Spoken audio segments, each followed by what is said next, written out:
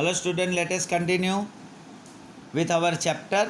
जो हम कंपनी को कैसे इनकॉर्पोरेट किया जाएगा उसके बारे में देख रहे थे। हमने प्रिलिमिनरी स्टेज देखा।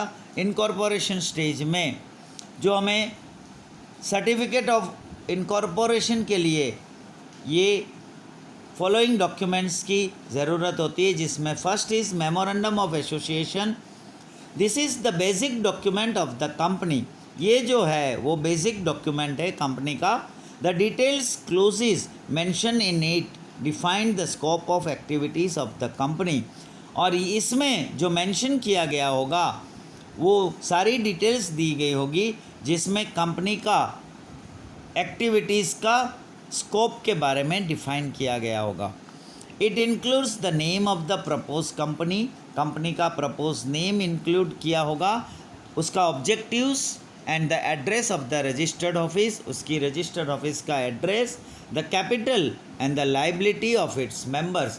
कैपिटल क्या होगी और मेंबर्स की लाइबिलिटी क्या होगी, ये सारी चीज़ ये मेमोरेंडम ऑफ एसोसिएशन नाम का डॉक्यूमेंट में मेंशन किया गया होगा और ये सबमिट करना होता है।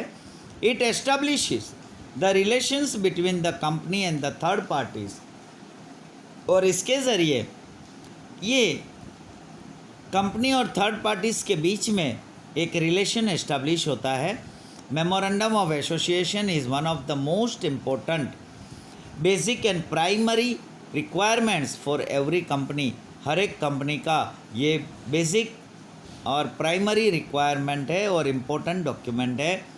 Memorandum of association states the types of business the company wants to undertake. जो क्या बिजनेस का टाइप्स होगा वो इसमें शो किया होगा। Second is articles of association. This document defines the rules and regulations for the internal management of the company. Company का internal management के बारे में इसमें रूल्स एंड रेगुलेशंस ये डॉक्यूमेंट में डिफाइन किया गया होगा। It states the company's policies and means of achieving the objectives determined in the memorandum of association। memorandum of association में जो ऑब्जेक्ट्स बताया है उसको कैसे अचीव किया जाए और कंपनी की पॉलिसीज़ क्या होगी, ये आर्टिकल्स ऑफ एसोसिएशन में मेंशन किया गया होगा।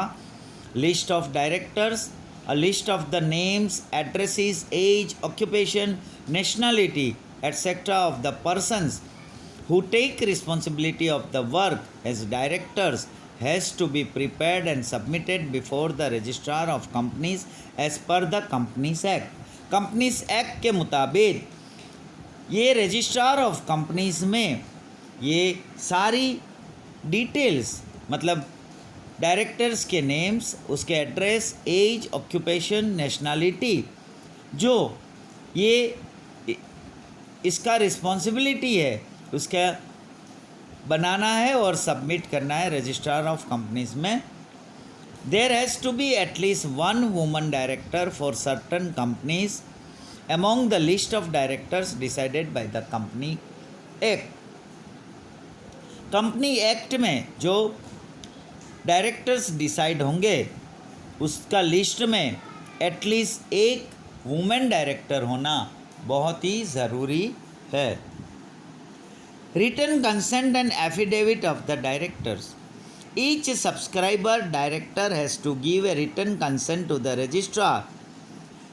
जो भी डायरेक्टर होगा उसको रजिस्ट्रार को रिटन में कंसेंट देना पड़ेगा that he has accepted the responsibility, उसने ये रिस्पॉन्सिबिलिटी एक्सेप्ट किया है to work as a director. Director में एज ए डायरेक्टर काम करने के लिए ये सारी रिस्पॉन्सिबिलिटी एक्सेप्ट किया है। एंड विलिंगली, मतलब वो अपनी इच्छा से, मर्जी से ले रहा है। Moreover the subscribers and the first director has to file affidavit before the registrar of company containing following fact. जो भी सब्सक्राइबर्स होगा या फर्स्ट डायरेक्टर होगा उसको एक एफिडेविट फाइल करना पड़ेगा रजिस्ट्रार ऑफ कंपनी में, जिसमें उनको ये 3 फैक्ट बताना होगा। He has not been convicted for any offence, उसने कोई गुनाह किया नहीं है। He has not been found guilty of any fraud और मिस फेशंस, इसने कोई भी फ्रॉड किया नहीं है या कोई भी रॉन्गफुल एक्सरसाइज नहीं किया है। The information supplied to the registrar of companies are correct and complete, और जो भी इंफॉर्मेशन वो रजिस्ट्रार ऑफ कंपनीज को दे रहा है वो सब सही है और कंप्लीट है। ऐसा ये एफिडेविट करने के टाइम पे ये 3 चीज़ उसमें शामिल करना है, ये 3 फैक्ट के बारे में बताना होगा। Now declaration in the prescribed form signed by all and by an advocate, a chartered accountant, cost accountant or company secretary. In practice, whoever is involved in formation of the company, and also signed by the persons named in the articles of association of the company as a director, manager or secretary of the company.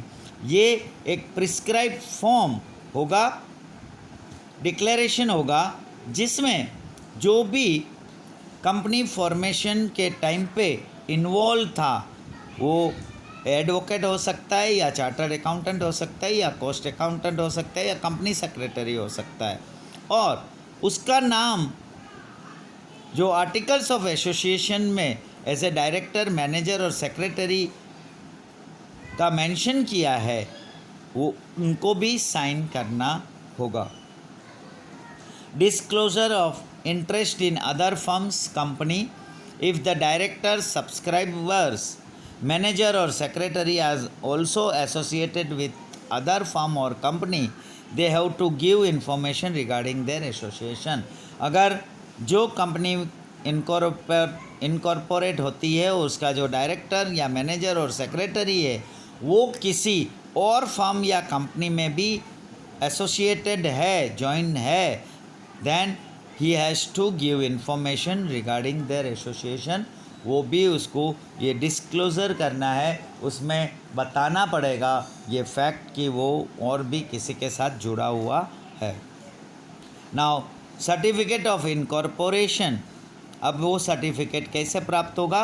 After payment of prescribed registration fees and verification of the documents, सारा documents verified होने के बाद, सारा payment जो registration fees जो prescribe किया हुआ है वो पेमेंट हो जाने के बाद, if the registrar finds the documents to be satisfactory, अगर वो रजिस्ट्रार को ये सारे डॉक्यूमेंट सेटिस्फैक्टरी लग रहा है, he registers them and enters the name of the company in the registrar of companies, और वो अब ये कंपनी का नाम रजिस्ट्रार ऑफ कंपनीज में एंटर करेगा।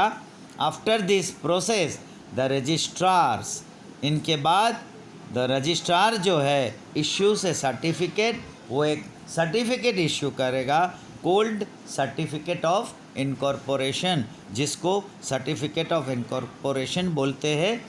The life of company commences from the date mention in the certificate of incorporation, और वो कंपनी तभी एग्जिस्ट हो सकती है जो सर्टिफिकेट ऑफ इनकॉर्पोरेशन में डेट मेंशन किया गया है, तो वो डेट से कंपनी का इनकॉर्पोरेशन माना जाएगा, वो वैलिड होगा, उस डेट से उस कंपनी का अस्तित्व आएगा। The registrar of companies issue certificate of incorporation along with corporate identity number, एक सिन नंबर के साथ जिसमें कॉरपोरेट आइडेंटिटी नंबर होगा। This identification number is of company which is incorporated in certification of incorporation, जो certificate of incorporation में incorporate किया गया हुआ है, ये आइडेंटिफिकेशन नंबर कंपनी का। The company has to preserve the identity original document, और कंपनी को ये आइडेंटिटी जो दिया हुआ है या ओरिजिनल डॉक्यूमेंट है वो संभाल के रखना होगा। एन इन्फॉर्मेशन, जो भी इन्फॉर्मेशन है, till liquidation at companies registered office, और जब तक ये कंपनी की रजिस्टर्ड ऑफिस या ये कंपनी लिक्विडेशन में नहीं जाती, तब तक ये सारी चीज़ कंपनी को संभाल के रखना पड़ेगा. So here we have completed our chapter. In this chapter we have seen the incorporation of a company को कैसे एस्टेब्लिश करते, उसकी प्रोसीजर क्या है, उसका जो 2 स्टेज है, प्रिलिमिनरी स्टेज क्या है और इनकॉर्पोरेशन स्टेज क्या है. और ये सारी फॉर्मेलिटीज़ पूरी करने के बाद जो रजिस्ट्रार है वो ये सर्टिफिकेट इश्यू करता है और वो डेट से अपना कंपनी का एग्जिस्टेंस कमेंसिस होता है, वो बिजनेस तभी से स्टार्ट कर सकता है. So write down the question answers given below the chapters, and if you have any doubt please call me, tell me. Thank you.